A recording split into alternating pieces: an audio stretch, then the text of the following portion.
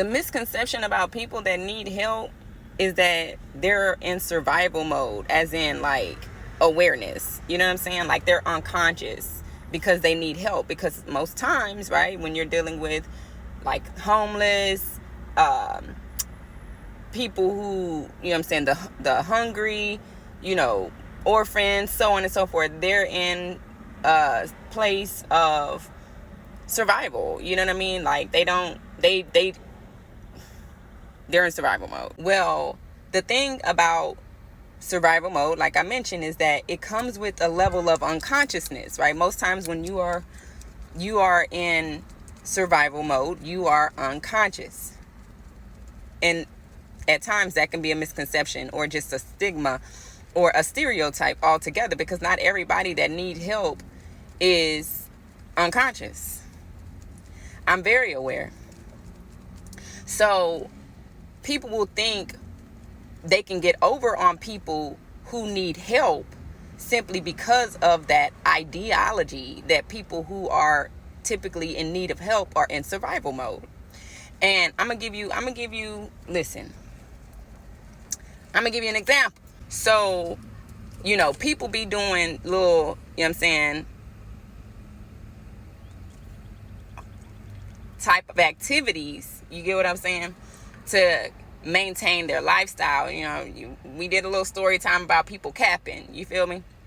But what they'll do, one of the licks is, you know, they'll go and get homeless people off the street, get their identity information, you know what I'm saying, and they would go and run certain things in that homeless person's name and get that homeless person a little chump change, and now they have that person information. Well, from that, now they're renting out places, doing Airbnb, all on a homeless person's name, trashing the place, all this other stuff, getting money off of it. And because that homeless person just, you know what I'm saying, wanted a beer or wanted a meal or wanted something, you know what I'm saying, it's like they didn't literally took advantage of an unconscious person, because that unconscious person was in survival mode.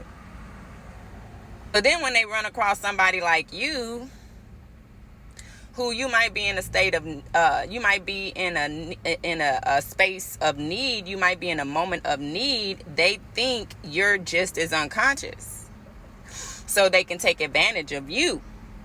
You feel me? But whole time you're aware and you're watching and you peeping and you trying to see how far a nigga think he gonna get with you. I want to see how long you gonna, how far you gonna take this rope. I want to see. This is why they say don't fuck with a Libra, bro, because we are calculative, and I mean in the best way. We're patient, oh baby, but we're watching. We're very observant. So while you think you're getting over, I am watching you. I'm telling you, I'm watching you. I'm paying attention to how you move, what you're doing, what you're saying, when you said it, the tone of your voice, how you reacted when I said something, how you reacted when I didn't say something. I'm paying attention. And God is just so gracious, because the Lord God gave me these spiritual gifts, and I couldn't throw them away if I didn't. I couldn't throw them away if I wanted to. I'm just being honest with you. If I wanted to throw them away, I couldn't. So not just am I witnessing what you're doing with my two eyes, I'm picking up on what you're feeling, what you're saying. You pervert. You're a fucking pervert. You're a pervert. You're a pervert. You're a pervert. You're a pervert. I'm picking up on your pervertish ways. I feel them. I'm sensing them. Not only am I sensing them, I'm hearing the things that you're, you know what I'm saying, imagining. Bro, it's fucked up. You need help. You need a fucking evaluation. You know, you need a fucking evaluation. And so, you know, anyways, people will think that they're getting over, and it's, man, I'm telling you, we're building the case. I'm building the case. I'm building a case. And you are not going to be able to dispute or refute the charges, baby, because I have the evidence and I have the receipts and it's undeniable. You have been caught red-handed. And then what? And then what? I really believe it's dangerous to mess with a Libra, especially if she's aware, he's aware, if we're conscious. A healed, even if we appear to be unconscious, don't even try it. Like, I probably would still stay clear. You know what I'm saying? I ain't kidding. I ain't lying. That's just a tip. That's just a word of advice. I ain't playing with you. I'm not playing with you, because even a Libra that appears to be unconscious might be conscious, and they could be I'm telling you, I would play the fool for the fool to see what the fool want to do. So you think I'm unconscious. So I'm just saying, I don't know that I would risk it. I wouldn't risk it. But I'm saying all of that because, like I said, ultimately what people will do when they see you're in need, you have a need, you need help, their mindset is typically that you're unconscious. And so they can take advantage of you because you are in need, right? Until you shut shit down.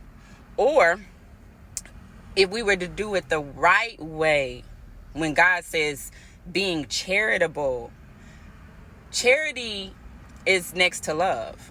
You understand? And it doesn't count favors. You feel me? It's not sitting there trying to take you down or overpower you or get over on you. It actually, like love covers a multitude of sin, doesn't care to boast about what it's done for you, how it's done it for you, when it did it for you. It doesn't care for those things. It just truly and genuinely wants to help. So you can always tell a motherfucker that's not really charitable and that they are plotting, they're scheming, they're in it for themselves. It has nothing to do with you. Nothing. Their hope is that you are unconscious and that they can take advantage of you.